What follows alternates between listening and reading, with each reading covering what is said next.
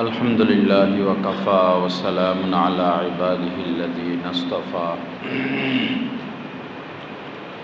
أما بعد عن أبي هريرة رضي الله تعالى عنه قال آية المنافق ثلاث إذا حدث كذب وإذا وعد أخلف وإذا اؤتمن خان أو كما قال عليه الصلاة والسلام وقال رسول الله صلى الله عليه وسلم كفى بالمرء كذبا أن يحدث بكل ما سمع أو كما قال عليه الصلاة والسلام اللهم صل على سيدنا ومولانا محمد وعلى آل سيدنا ومولانا محمد وبارك وسلم أستغفر الله الذي لا إله إلا هو الحي القيوم وأتوب إليه আল্লাহ পাক জাল্লা জালালুহু আমাদের সবাইকে মাফ করে দেন, আমাদের এই মজলিসকে আল্লাহ পাক কবুল করেন, নূর দ্বারা ভরপুর করে দেন। আল্লাহ পাক আমাদের সবাইকে হেদায়েতে কামেলা নসিব করে দেন। লা ইলাহা ইল্লাল্লাহ।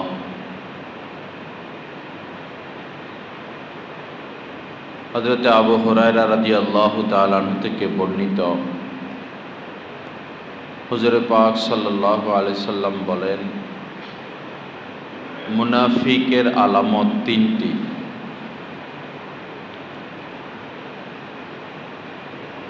মুনাফিক তার ব্যাপারে কোরআনে কারিমে এসেছে ফিদ দারকিল আসফারি মিনান নার। মুনাফিকরা জাহান্নামের একদম তলদেশে থাকবে, একদম নিচে থাকবে। তো মুনাফিকের আলামত তিনটি। ইযা হাদ্দাসা কাযাবা, যখন ওরা কথা বলে তো মিথ্যা কথা বলে। মিথ্যা কথা বলা নিজের স্বার্থের জন্য, নিজেকে উপরে রাখার জন্য, এটা তাদের স্বভাব।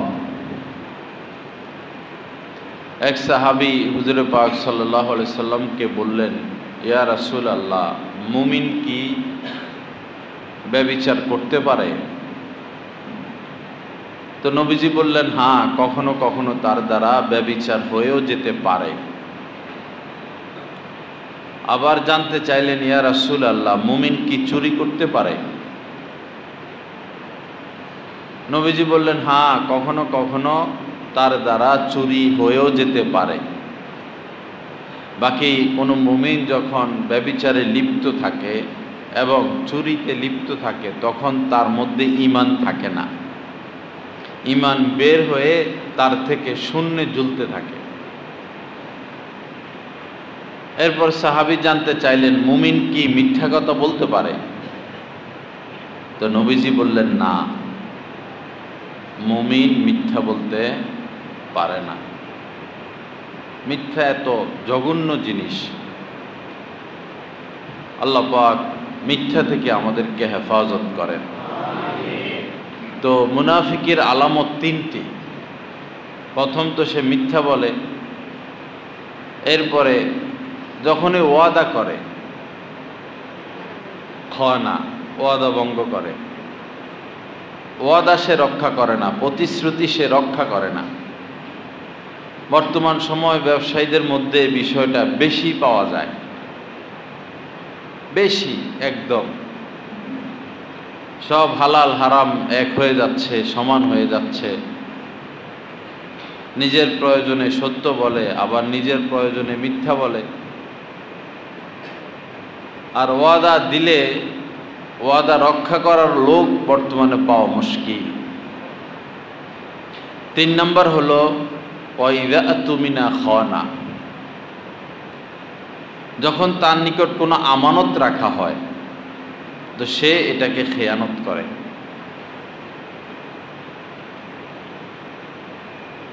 আমানত একটা গুরুত্বপূর্ণ বিষয়।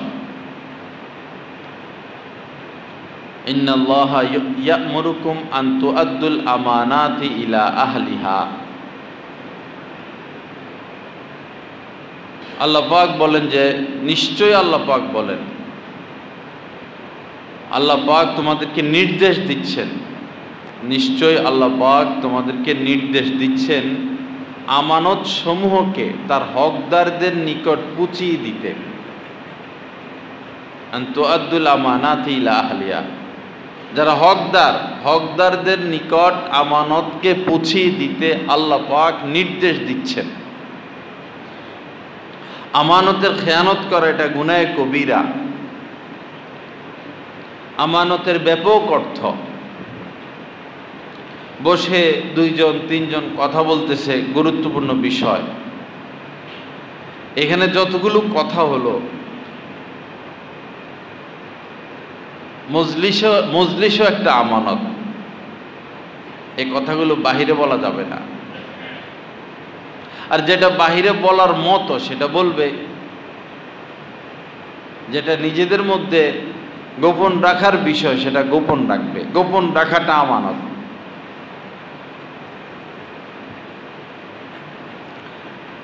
মা বাবার নিকট সন্তান আমানত। যে যে দায়িত্বে আছেন, যিনি যে দায়িত্বে আছেন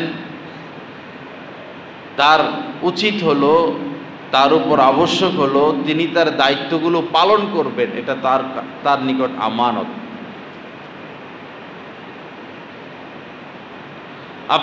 আপনার নিকট কেউ কিছু টাকা রাখলো, 5,000 টাকা, বা এই টাকাগুলো জমা রাখেন, আমি চাইলে দিয়ে দিবেন, ঠিক আছে, এই টাকাগুলো আমানত।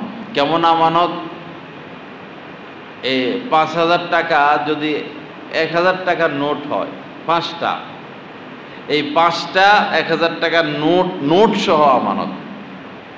এই নয় আপনার প্রয়োজন হইল 1,000 টাকার দরকার, তা আপনি 2টা 500 টাকার নোট দিয়ে একটা 1,000 টাকার নোট নিয়ে নেবেন। টাকা তো কমে নাই, সংখ্যা কমে নাই, কাগজ কমছে, রিসিট কমছে না। ওই রিসিট, টাকা মানে তো রিসিট, ওই টাকাই ও ঠিক হুবহু 1,000 টাকা যেটা, ওইটা আমানত।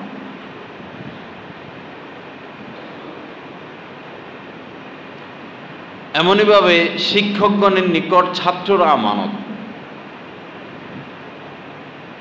ছাত্রকে পড়া বুঝিয়ে দেওয়া, তার হক আদায় করা, আপনার দায়িত্ব আপনাকে পালন করতে হবে, না হলে আপনার বেতন হালাল কিনা এটা বোঝার বিষয় আছে। ডাক্তারের নিকট রোগী আমানত।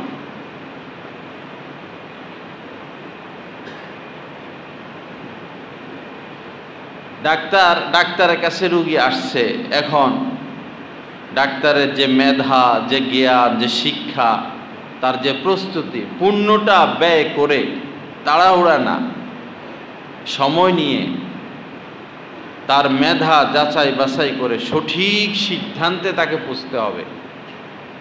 তখন আল্লাহ তার জ্ঞান আরো বাড়িয়ে দিবেন এবং তার জিম্মাদারি পুরো হবে।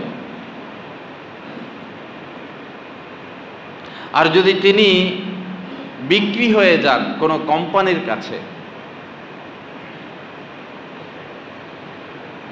স্বাভাবিক অনেক ডাক্তাররা এরকম চুক্তি থাকে, ওই কোম্পানিরই তিনি ওষুধ লিখবেন, এক বা একাধিক কোম্পানি।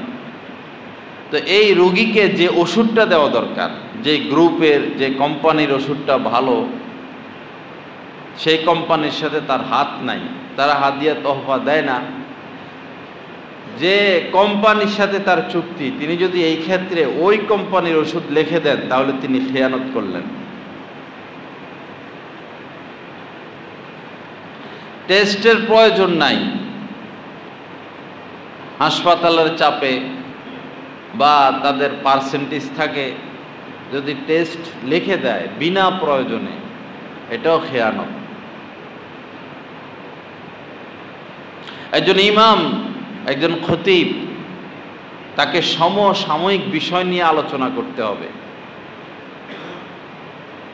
এখন কি বলা দরকার, আজকে কি বলা দরকার, এই মুহূর্তে সমাজের পরিণাম পরিণতি কি হচ্ছে, তাকে সেটা বলে দিতে হবে। তিনি যদি লুকোচুরি করেন, ভয় পান, কারণে অকারণে হিকমত অবলম্বন করেন, মানুষের যেটা প্রয়োজন, যেটা চাহিদা, সেটা যদি না বলেন, তিনিও খেয়ানত করল।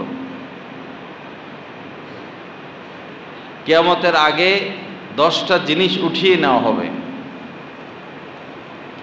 তার মধ্যে একটা হচ্ছে আলেমের হিম্মত। আলেম ওলামার হিম্মত তুলে নেওয়া হবে। তারা শুধু নিজেকে বাঁচানোর রাস্তা খুঁজবে,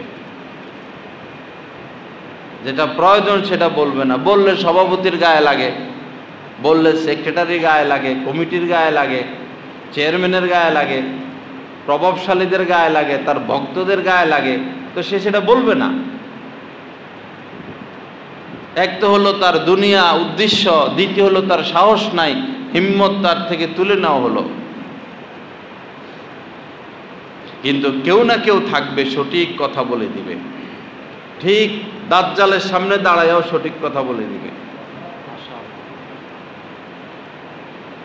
এজন্য হক্কানি আলেম ওলামারই কথা শুধু শোনা। যারা দিনকে ব্যবসায় রূপান্তরিত করেছে, দিনের বিনিময় যারা চেয়েছে দুনিয়া কামায়, তাদের কথা না শোনা। আল্লাহ পাক সহি বোঝ দান করেন। আমানত গুরুত্বপূর্ণ বিষয়। যখনই তার কাছে কোনো আমানত রাখা হবে, সেটা খেয়ানত করবে। দোকানদার অরিজিনাল ঘি, অরিজিনাল সরিষার তেল, দেশি মাছ, নদীর মাছ বলে বিক্রি করতেছে, আপনিও অরিজিনাল ঘি দেন। আপনাকে এখানে অরিজিনাল ঘি দিতে হবে, অরিজিনাল পিওর সরিষার তেলে দিতে হবে। যদি এদিক সেদিক হয়, আপনি তো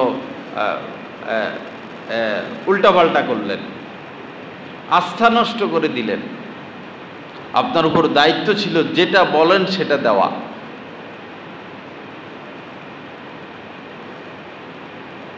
আল্লাহ পাক সহি বোঝ দান করেন। সন্তানকে দিন শিখানো। কুল্লু মাউলুদিন ইউলাদু আলাল ফিতরা। নবীজি বলেছেন, যে বাচ্চাই দুনিয়াতে আসে, যার ঘরে আসুক, হিন্দুর ঘরে বা মুসলমানের ঘরে বা খ্রিস্টান বৌদ্ধ মূর্তি পূজকের ঘরে, যার ঘরে আসুক, সে তার জন্ম হয় স্বচ্ছ পরিচ্ছন্ন এক জিন্দিগির উপরে, ইসলামের উপরে, কলুষ কালিমাহীন এক অবস্থার উপরে তার জন্ম হয়। সে হিন্দুও থাকে না, খ্রিস্টানও থাকে না, মিথ্যাবাদীও থাকে না, নেশাখোরও থাকে না, কোনো খারাপ স্বভাব চরিত্র তার মধ্যে নাই, সে নিষ্পাপ। ফাআবাওয়াহু ইউহাউবিদানিহি আও ইউনাসসিরানিহি আও ইউমাজ্জিসান। অতঃপর তার মা বাবা যদি ইহুদি হয়, তাকে ইহুদি বানায়, খ্রিস্টান হলে খ্রিস্টান বানায়, মূর্তি পূজক হলে তাকে মূর্তি পূজক বানিয়ে ফেলে। মা বাবা যদি সারাদিন নেট নিয়ে ব্যস্ত, মোবাইল নিয়ে ব্যস্ত, সে এরকম মোবাইলওয়ালা হয়ে যাবে। মা বাবা ধান্দা ফান্দা মিথ্যা, কিভাবে কি করা যায়, কিভাবে কোটিপতি হওয়া যায়, দিন ইমান আমল আখলাক স্বভাব চরিত্র সব বাদ দিয়ে অর্থের পিছে ঘুরে সন্তান ওরকম হয়ে যাবে। বাবার যদি লেনদেন ব্যাংকের সাথে, সুদের সাথে, বাবা যদি ঘুষ খায়, তো সন্তান এমন হয়ে যাবে। বাবা যদি নেককার হয়, মা যদি নেককার হয়, তাকে নেক পরিবেশে গড়ে তুলতে পারে, বন্ধু বান্ধবও যদি নেককার হয়, তাহলে এই সন্তান বদকার হওয়ার কোনো সুযোগ নাই। তো সন্তানও মা বাবার কাছে আমানত। আল্লাহ পাক সহি বোঝ দান করেন। তো মুনাফিকের 3 নম্বর আলামত, ওয়া ইযা খানা উতুমিনা ওয়া ইযা ওয়াদা আখলাফা ওয়া ইযা উতুমিনা খানা। যখনই কোনো আমানত রাখা হয় সে এটার খেয়ানত করে। কর্মচারী রাখা হলো ম্যানেজার, দোকান দেখে শুনে রাখবে,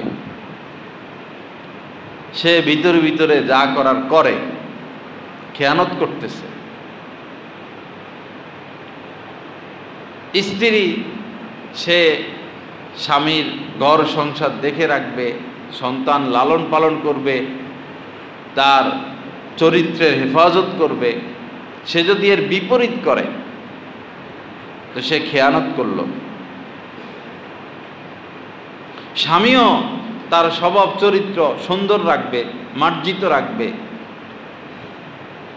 স্ত্রী কেন্দ্রিক হক সে নষ্ট করবে না।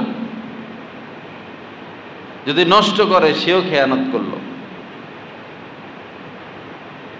কিয়ামতের দিন তো সমস্ত মানুষ এক হবে। তো এরপরে মুমিনদের, জান্নাতকে মুমিনদের কাছাকাছি আনা হবে। কাছাকাছি আনা হবে বলতে হয়তো সময় উদ্দেশ্য এখানে, অথবা বাস্তবেও কাছাকাছি আনা হবে। পরে মুমিনগণ হযরত আদম আলাইহিস সালামের কাছে যাবেন, যা বলবেন যে আল্লাহকে, আপনি আল্লাহ পাকের কাছে আবেদন করুন তিনি যেন দরজা খুলে দেন, আমরা জান্নাতে যেতে পারি। মুমিনরা জান্নাত দেখবে। তিনি বলবেন যে না, আমি এটা পারবো না, আমার কারণেই তো তোমরা দুনিয়াতে আসছো, তোমরা আমার পুত্র ইব্রাহিমের কাছে যাও, সে খলিলুল্লাহ। লোকজন, মুমিনরা হযরত ইব্রাহিম আলাইহিস সালামের কাছে যাবেন, আবেদন করবেন, আপনি সুপারিশ করুন। তিনি বলবেন না, এটা আমি পারবো না। তোমরা মূসা আলাইহিস সালামের কাছে যাও, আল্লাহ সরাসরি তার সাথে কথা বলছেন। সবাই মূসা আলাইহিস সালামের কাছে যাবেন, তিনিও সাহস করবেন না, তিনিও সুপারিশ করবেন না। বলবেন যে তোমরা হযরত ঈসার কাছে যাও, তিনি কালিমাতুল্লাহ, রূহুল্লাহ। ঈসা আলাইহিস সালামের কাছে যাওয়ার পরে তিনিও সাহস করবেন না, সুপারিশ করবেন না। বলবেন যে তোমরা শেষ নবীর কাছে যাও। সবাই শেষ নবীর কাছে আসবে, আবেদন করবে মুমিনরা। তখন তিনি উঠে দাঁড়াবেন এবং তাকে সুপারিশ করার অনুমতি দেওয়া হবে। আর ওই সময় দুইটা জিনিস, আত্মীয়তার বন্ধন এবং আমানতকে ওই সময়, কারণ পুলসিরাত পার হয়েই তো জান্নাত, জাহান্নামের উপর দিয়ে জান্নাতে যেতে হবে। ফুলসিরাত, আম্মাজান আয়েশা সিদ্দিকা রাদিয়াল্লাহু তাআলা আনহা থেকে বর্ণিত, ফুলসিরাত হলো চুলের মতো চিকন, তলোয়ারের চেয়ে ধারালো। এই জাহান্নামের উপর দিয়ে এই রাস্তা, পোল, এই ফুলসিরাতের দুই পাশে ওই সময় শেষ ধরা। দেখেন না, বাংলাদেশ থেকে আপনি আরেক দেশে গেলে কত জায়গায় যে এয়ারপোর্টে ধরে, এই ধরা, এই ধরা, এইখান দিয়ে সেখান দিয়া ওইখান দিয়া, একটা কিয়ামতের ময়দান। আবার বিদেশ থেকে আসবেন এই দেশে, এয়ারপোর্টে কত জায়গায় কতভাবে যে চেক আপ, এটা দেখলে মনে হয় যে এটার এই অবস্থা, তো কিয়ামতের কি অবস্থা হবে। যে শেষ ধরা এটা, এই ফুলসিরাতের দুই পাশে, এক পাশে এসে অবস্থান করবে আমানত, আরেক পাশে এসে অবস্থান করবে আত্মীয়তার বন্ধন। তাদেরকে বিশেষ একটা দেহ বা আকৃতি দেওয়া হবে। এখন যে লোক আত্মীয়দের সাথে সম্পর্ক ভালো রেখেছে, আমানত আদায় করেছে, এই আমানত এবং আত্মীয়তার বন্ধনই তার জন্য আল্লাহর কাছে সুপারিশ করবে এবং তাকে দ্রুত পার করে দিবে, শেষ ধরা। আর যে আত্মীয়দের সাথে সুসম্পর্ক রাখে নাই এবং খেয়ানত করেছে, এই দুই যে লোক, এখন দুইটা আমানত আর আত্মীয়তার বন্ধন, এই দুজনে এই লোককে আটকাইয়া দিবে। সে ফুলসিরাত পার হইতে পারবে না, আল্লাহর কাছে বলবে, হেরাই বইলা পার করবে, আবার এটা আদায় না করলে তারাই আটকাইয়া দিবে, আল্লাহর কাছে অনুরোধ করে আটকিয়ে দিবে। আমানত এবং আত্মীয়তার বন্ধন, সব কিছু পার হয়ে আইছেন, হিসাব নিকাশ 50,000 বছরের কারবার, কবরের মধ্যে কত হাজার বছর থাকা হবে আলমে বরজখে, এটা তো হিসাব নাই। এরপরে কিয়ামতের ময়দান 50,000 বছর পার হইয়া এত পরিশ্রম, ক্লান্ত শ্লান্ত, এত কিছুর পর শেষ ধরা হইল এটা, এরপরে আর ধরা নাই। এরপরে ইমানের উপর নির্ভর করে, আমলের উপর নির্ভর করে কেউ বিজলির মতো পার হয়ে যাবে দ্রুত, কেউ বা বাতাসের গতিতে পার হয়ে যাবে, কেউ পাখির গতিতে পার হয়ে যাবে, আমলের উপর নির্ভর করে। কিন্তু এই দুই জায়গায় ধরা, আমানত এবং আত্মীয়তার বন্ধন। আল্লাহ পাক আমাদেরকে সহি বুঝ দান করেন।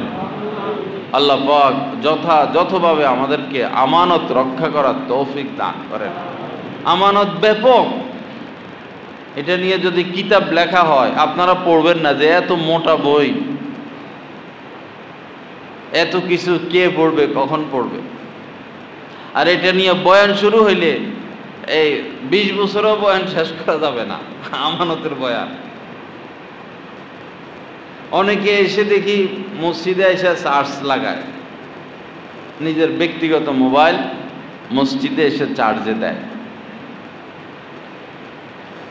এটা কি হলো? এটা চুরি হলো, ডাকাতি হলো।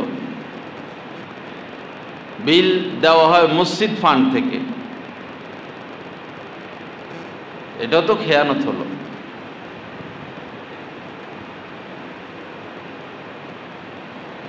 মসজিদে চার্জ করাইলে বিল দিয়ে দিতে হবে। আমার শায়েখ দামাত বারাকাতুহুমের সাথে আমরা একটা প্রোগ্রামে গেছি ঢাকাতে, পরে মোবাইলে চার্জ শেষ,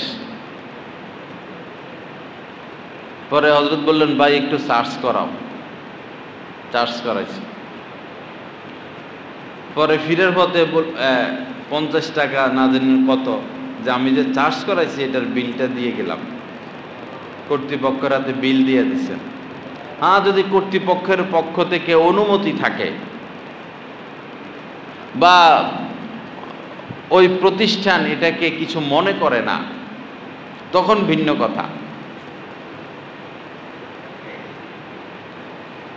মসজিদে এসেই দেখি কিছু কিছু মানুষকে মোবাইল চার্জে দিয়ে দেয়। একটা ফ্যান হইলে হয়, চালাইয়া দিবে 2টা 3টা, 3জন মানুষ 3টা ফ্যানের নিচে বসা, 3 জনের জন্য একটা ফ্যানই তো যথেষ্ট।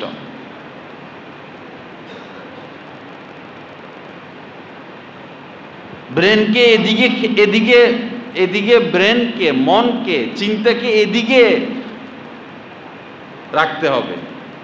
আমাদের পুরা চিন্তা, পুরা মেধাকে আমরা অর্থ উপার্জনের পিছনে লাগায় রাখছি, কেমনে 10 টাকা বাড়ানো যায়, আমার দ্বারা খেয়ানত হচ্ছে কিনা, হক আদায় হচ্ছে কিনা, আমি জাহান্নামের দিকে যাচ্ছি না জান্নাতের দিকে যাচ্ছি, এই চিন্তা মাথায় নাই। এই চিন্তা মাথায় আসবেও না যদি একই অবস্থায় আমরা থাকি। ফিকির আসার জন্য ফিকির বান যারা, তাদের সোহবতে উঠা বসা, রাস্তা একটা।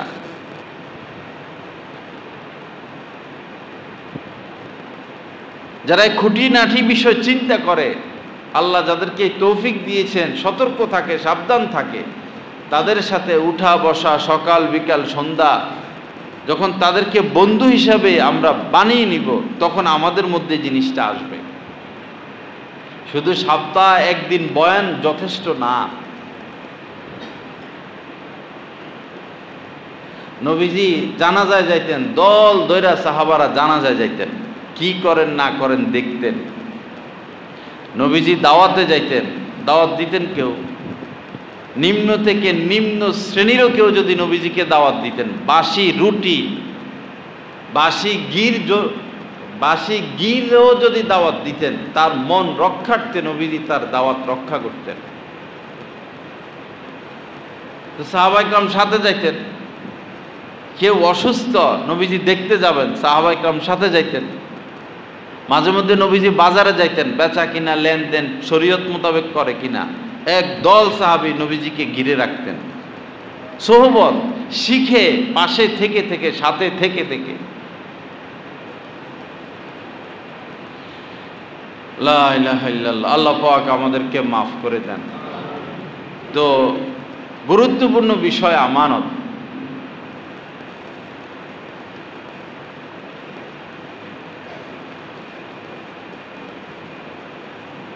সব সময় এটা চিন্তা রাখতে হবে আমার দ্বারা খেয়ানত হচ্ছে কিনা।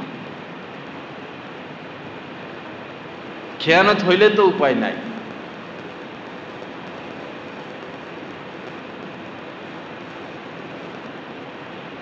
যিনি জামা কাপড় শিলান, জামা শিলার পর যদি এক টুকরা কাপড় থাকে, তাকে এটা ফিরিয়ে দিতে হবে। খেয়ানত হবে। সেলাই করে দেওয়া তার দায়িত্ব ছিল, কাপড় রেখে দেওয়া তার দায়িত্ব না।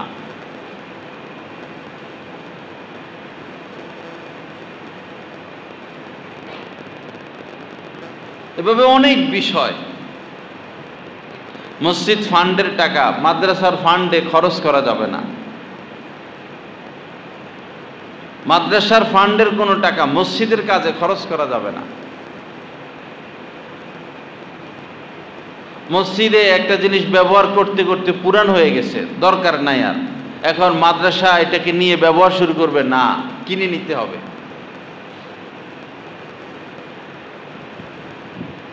অথবা মাদ্রাসার থেকে আর এমন কিছু দরকার মসজিদে কিনে আনবে। এজন্যই নবীজি বলেছেন, তলাবুল ইলমি ফারিদ আলা কুল্লি মুসলিম। প্রত্যেক মুসলমানের উপর ইলমে দ্বীন শিক্ষা করা ফরজ। ইলমে দ্বীন শিক্ষা করতে হবে। নিজের ভিতরে কিছু না থাকলে সঠিক পথে চলা যায় না। আল্লাহ পাক আমাদেরকে সহি বুঝ দান করেন। আল্লাহ পাক আমাদের উপরে যে দায়িত্ব, সেই দায়িত্বগুলো যথাযথভাবে পালনের তৌফিক দান করেন। ইন্না আরাজনাল আমানাতা আলাস সামাওয়াতি ওয়াল আরদি ওয়াল জিবাল। আল্লাহ পাক এই আমানতকে পেশ করছেন আসমানের কাছে, জমিনের কাছে, পাহাড়ের কাছে, যে আমার আমানত তোমরা গ্রহণ করো। ইন্না আরাজনাল আমানাতা আলাস সামাওয়াতি ওয়াল আরদি ওয়াল জিবাল ফাআবাইনা আন ইয়াহমিলনাহা ওয়া আশফাকনা মিনহা। তারা অস্বীকার করলো, তাদের মধ্যে কম্পন সৃষ্টি হয়ে গেছে। এত বড় মাখলুক আকাশ, এত বড় পাহাড়, এত বড় জমিন, তারা আল্লাহর আমানত গ্রহণ করতে অস্বীকার। আমরা পারবো না, আমরা শেষ হয়ে যাব। কত ভারী বিষয় আমানত। আমানতের ব্যাখ্যা আছে, কেউ বলেছেন কোরআন এখানে, কেউ বলেছেন আল্লাহর মহব্বত, কেউ বলেছেন আল্লাহর আদেশ নিষেধ। সবটাই ঠিক আছে, কিন্তু তারা সেটা গ্রহণ করতে অপ্রস্তুত ছিল। ফাহামালাহাল ইনসান, মানুষ সাহস করে সে আমানত গ্রহণ করছে। আমরা গ্রহণ করছি আমানত, আমরা আমানত রক্ষা করব। আমরা তো গ্রহণ করলাম, তো বাস্তবায়নটা কতটুকু?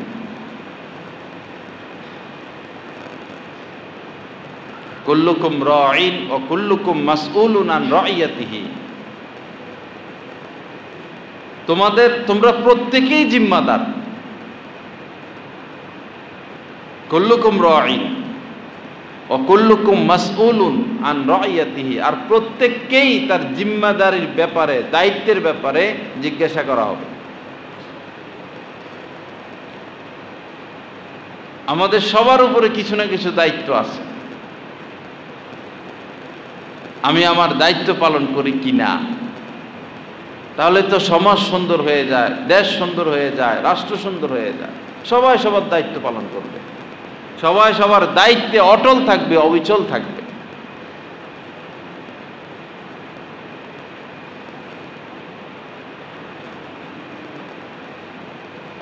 আল্লাহ পাক সহি বুঝ দান করেন।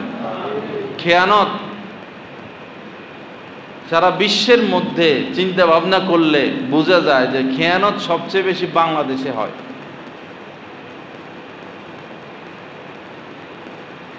একজন মন্ত্রী সাহেবের বেতন কত? 1 লাখ বা 1.5 লাখ। তো সে 360টা বাড়ি কিভাবে লন্ডনে বানায়?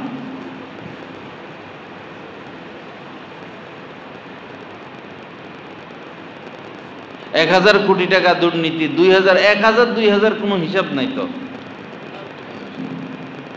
1000-2000 হিসাব তাদের কাছে নাই। এটা 1 টাকা 2 টাকা। এক এমপি মন্ত্রীর কাছে 1000 কোটি মানে 1 টাকা 2 টাকা 10 টাকা। একটা মামলার রায় আনবে তো যিনি বিচার করবেন তাকে 1 কোটি টাকা ঘুষ দেওয়া হয়েছে বৈরবের একজনে।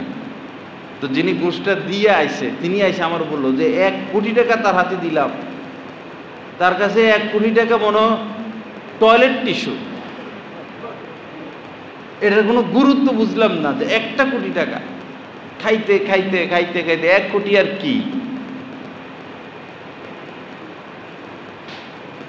আর শয়তানু ইয়াইদুকুমুল ফাকরা, শয়তান কিসিমের মানুষ যারা, এদের অন্তরে শয়তান এদেরকে দারিদ্রতার ভয় দেখায়। আমাদের সবাইকে শয়তান দারিদ্রতার ভয় দেখায়। আর ওরা বেশি ভয় কম্পমান। সবচেয়ে বেশি খেয়ানত এই দেশে হয়।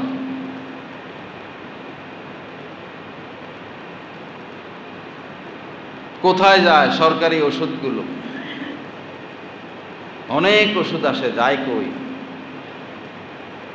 রাস্তাঘাটের কেন এই অবস্থা? খাদ্যের কেন এই অবস্থা? কি খাই আমরা? কি খাইয়া বাসি? এগুলো খাদ্য? আমাদের বাচ্চারা যেগুলো খায় এগুলো খাদ্য? কি কাজ খাদ্য মন্ত্রণালয়ের? এতগুলো লোকরে যে আমরা বেতন দেই, আমি আপনি বেতন দেই, প্রধানমন্ত্রী সহ সবাই আমাদের টাকা থেকে খায়, আমরা খাওয়াই এদেরকে। হিসাব মোতাবেক এরা আমাদের কর্মচারী, এরা এদের দায়িত্ব পালন করবে। এক এক দোকানে কি বেচা কিনা হয়, এই যে বাচ্চারা খাইয়া খাইয়া খাইয়া খাইয়া অসুস্থ হচ্ছে, আমি আপনি অসুস্থ হচ্ছি। মানুষ যা কামায় মনে হয় 4 ভাগের 1 ভাগ ওষুধ খায়। সারাদিনই আমরা ওষুধ খাই, এক মুঠ ওষুধ খাই। খাদ্যের সমস্যা। খাবারের মতো উপযুক্ত খাদ্য সরবরাহ করা এটা সরকারের দায়িত্ব। আমরা তো ফ্রি খাচ্ছি না, কিনে খাচ্ছি। সরকার খাদ্যের উপযোগী খাদ্যের ব্যবস্থা করবে, খাওয়ার মতো ফল আমাদের সামনে পেশ করবে, চাষাবাদের দিকে লক্ষ্য রাখবে যে মাছ খায়, মাছকে কি খাওয়ানো হয়, ফিড খাওয়ানো হয়, গরু গোশত খায়, গরুকে কি খাওয়ানো হয়। সরকারের লোক সেখানে গিয়া পর্যবেক্ষণ করবে কোথায় কে দায়িত্ব পালন করে।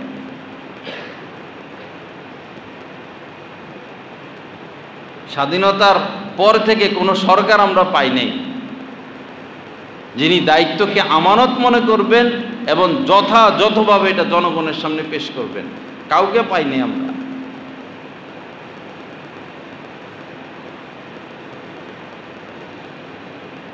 মুমিন এক অপরাধ 2 বার করতে পারে না। যার ক্ষেত্রে দুর্নীতি প্রমাণিত, যে চোর চুরি তো করছেই, কে চুরি করে নাই, কে দুর্নীতি করে নাই স্বাধীন হওয়ার পর থেকে, স্বাধীনতার পর থেকে। তো ঘুরে ফিরে আবার কেন দুর্নীতিবাজদেরকে আমরা ক্ষমতা আনার প্রস্তুতি নেই? আমাদের লজ্জা থাকা উচিত। লজ্জাটা আমাদের থাকা উচিত। আপনি দারোয়ান রাখছেন, চুরি করে, এই বেটা চুরি করিস না। দারোয়ান চুরি করে, 1 বার চুরি করলো, 2 বার চুরি করলো, আবার আপনি দারোয়ান হিসেবে তারা রাখবেন, লাথি মেরে বাইর করে দিবেন। দারোয়ান চুরি করলে তো লাথি মেরে বাইর করে দেয়, সে আবার আইছে, স্যার আরেকবার চাকরি দেন। কোনো পাগলে তারে দ্বিতীয়বার চাকরি দেয় না, তুই চোর। দলের ক্ষেত্রে কেন আমরা এরকম? দলের লোকেরা কোটি কোটি টাকা লুটপাট করলেও দলের মোহাব্বত মানুষের ভিতর থেকে বের হয় না। কঠিন বাঙালি। আমাদের দোষ যদি একটুক পায়, পুরা এলাকাটা ছড়াই দিবে, ইমাম সাহেবের এই হয়েছে, মুয়াজ্জিন সাহেবের এই, সারা দুনিয়া নাইমা যাবে মাঠে একটুক দোষ পাইলে। আর এরা যাদেরকে ভালোবাসে, কোটি কোটি দোষ দেখলো চোখ ফিরে আনিবে। এদিকে দেখতেছে সব দোষ, এদিকে তাকাবে, এদিকে দেখতেছে সব দোষ, এদিকে তাকাবে, পিছনে দেখবে সব দোষ, দলের লোকের দোষ দেখবে না।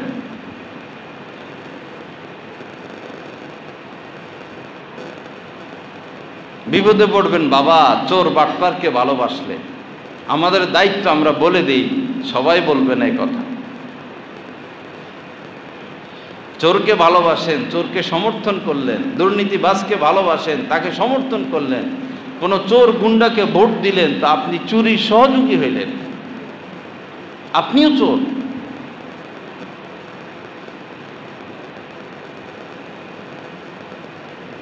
আল্লাহ সহি বুঝ দান করেন। কথা প্রসঙ্গে বলতেছি, আমি যখন প্রথম দিন বলতে যখন কলেজে পড়তাম, তা আমি দাঁড়ায় দাঁড়ায় নাটক দেখতাম, কি হইতেছে, মিছিল বাইর হইত। প্রথম দিন যখন উদ্বোধনীয় ক্লাস, সেদিন বিএনপির পক্ষ থেকে বিএনপির সভাপতি যে বক্তব্য দেয়, ছাত্র আওয়ামী লীগের সভাপতি যে বক্তব্য দেয়, ওই সময় জাতীয় পার্টি ছিল, জাতীয় পার্টির সভাপতি বক্তব্য দেয়, জামাতের সভাপতি যে বক্তব্য দেয়, সকল ছাত্র শিক্ষক বসা। পরে বলল, তোমরা যারা নবীন, তোমরা কেউ কিছু বলবা কিনা? কলিজা আগ থেকে বড়, কলিজা আগ থেকে বড়। আমি দাঁড়াই গেছি স্টেজে, ওই সময় ছোট আমি, যাই আমি বললাম, স্টুডেন্ট কাকে বলে? এসতে কি, টিতে কি, ইউতে কি, ডিতে কি, এনতে কি, এনটিতে কি, সব বলছি। এরপর বললাম, এটার মধ্যে তো রাজনীতি নাই। এগুলো কি? দলের লোক কেন এখানে বক্তব্য দিবে? আমরা পড়ালেখা করতে আসছি।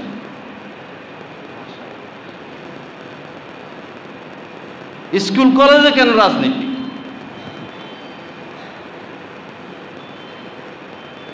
এরপরে দেখতাম মিছিল হয়, জিয়ার সৈনিক এক হও, মুজিব সৈনিক এক হও। আবার আরেক পার্টি বাইর হইয়া আল্লাহর সৈনিক এক হও। পার্থক্য দেখেন, সবাই মুসলমান, কেউ আল্লাহর সৈনিক বলে ডাকতেছে, আর কেউ ব্যক্তির নাম নিয়ে ডাকতেছে। তুমি একজন মানুষ, তুমি ব্যক্তির সৈনিক কিভাবে হইলা?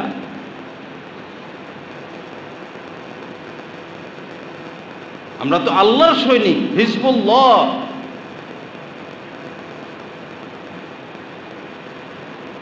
যখনই আমরা দেখি ধর্মের সাথে, কোরআন হাদিসের সাথে সাংঘর্ষিক কোনো বিষয় সরকার সিদ্ধান্ত নেয়, আলেম ওলামা তখন সরে আসে, না এটা মানা যাবে না। দলীয় লোকরা সরকারের পক্ষে চলে যায়, ইমামরে বাইর করো, ইমামকে বের করে দাও। কয়দিন করবেন এগুলো? করছেন তো। এখন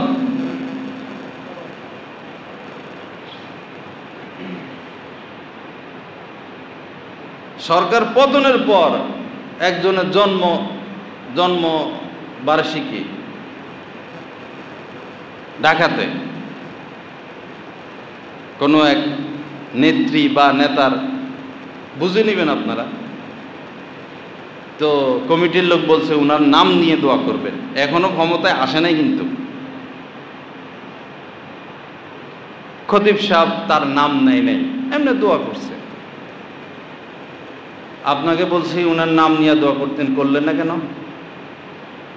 খতিব সাহেব বললেন আমি আসলে ভুলে গেছি, আগামী সপ্তাহে দোয়া করে দিব। আপনি আগামী জুমা থেকে আর আসবেন না, যান।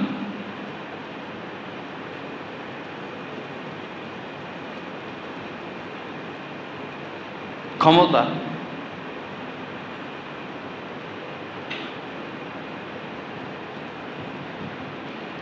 আল্লাহ পাক সহি বুঝ দান করেন, আল্লাহ পাক আমাদেরকে হেদায়েতের উপর রাখেন। যাই হোক বাবা, কুল্লুকুম রাঈন, তোমরা প্রত্যেকেই জিম্মাদার। কিছু না কিছু জিম্মাদারি আছে, কিছু না কিছু আমানত আমাদের উপর রক্ষিত আছে। আমি যেন খায়েন না হই, খেয়ানতকারী না হই। চোখ কান খোলা দরকার, সচেতন হওয়া দরকার। একগুঁয়েমি ঠিক না। ইহুদি জাতি একগুঁয়েমি ছিল, ধ্বংস হয়েছে, হবে। আখের দুনিয়াতে কোনো ইহুদি থাকবে না। আমরা যেন তাদের অনুসরণ না করি, চালাকি না করি। বলছে শনিবার মাছ ধরবা না, ধরে নাই, ধরছে রবিবারে, কিন্তু মাছ আগে আটকায় রাখছে। দিনের সাথে চালাকি না করা। আল্লাহ পাকের কাছে আমাদের অন্তরের সবকিছু স্পষ্ট একদম। কি চিন্তা মাথায় আসে এটা আল্লাহ দেখেন, জানেন, বুঝেন। কি চিন্তা করি, কাকে ভালোবাসি, কাকে সমর্থন করি। লা ইলাহা ইল্লাল্লাহ। আল্লাহ পাক জাল্লা জালালুহু আমাদের সবাইকে মাফ করে দেন। আল্লাহ পাক আমাদেরকে সহি বুঝ দান করেন। বাবা, আমানতের ব্যাপারে খুব সাবধান থাকবেন, খুব সাবধান থাকবেন।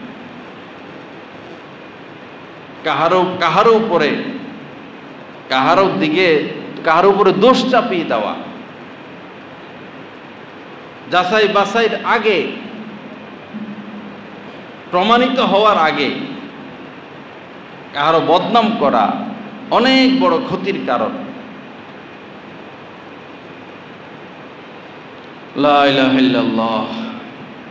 তো হাদিসটা আবার বলে দেই, মুনাফিকের আলামত তিনটি। যখন কথা বলে মিথ্যা বলে, যখন ওয়াদা করে আখলাফা ভঙ্গ করে, আর যখন তার নিকট কোনো আমানত রাখা হয় সে এটা খেয়ানত করে। আল্লাহ পাক এই থেকে আমাদেরকে বাঁচার তৌফিক দান করেন। আজকে আমাদের মাসিক ইজতেমা, এখানে এশা হবে 8:30টায়। ইনশাআল্লাহ সবাই দাওয়াত রইল, এবং ব্যাপকভাবে সবাই দাওয়াত দিবেন। আল্লাহর বান্দাদেরকে নিয়ে আসার চেষ্টা করবেন। আল্লাহ পাক সবাইকে তৌফিক দান করেন। হযরত ওয়ালা দামাত বারাকাতুহুমের প্রতিটি বয়ান পাচ্ছেন নেটের মাধ্যমে, টেলিগ্রামের মাধ্যমে। প্রথমত গুগল প্লে স্টোর থেকে টেলিগ্রাম অ্যাপসটি ডাউনলোড করতে হবে। তারপর টেলিগ্রাম অ্যাপসে প্রবেশ করে নিজের মোবাইল নাম্বার এবং একটি ভেরিফিকেশন কোড প্রদানের মাধ্যমে অ্যাকাউন্ট খুলতে হবে। অ্যাকাউন্ট খোলার পর ডান পাশে উপরে একটি সার্চ আইকন থাকবে, ওইখানে বাংলায় লিখতে হবে বয়ানে মাওলানা জহিরুল ইসলাম সাহেব, অথবা ইংরেজিতে @বয়ানবিডি। তারপর চ্যানেলে প্রবেশ। পরবর্তী কাজ হলো নিচে জয়েন আইকন থাকবে, ওইখানে ক্লিক করা। জয়েন হয়ে যাওয়ার পর পূর্ববর্তী আপলোডকৃত সকল বয়ান আপনারা পেয়ে যাবেন খুব সহজে। আলহামদুলিল্লাহ, প্রতি ইংরেজি মাসের শেষ শুক্রবার কমলপুর মাদ্রাসা মসজিদে মাসিক ইজতেমা অনুষ্ঠিত হয়। উক্ত মজলিসে অংশগ্রহণ করার জন্য সকলের প্রতি দিনী দাওয়াত রইল।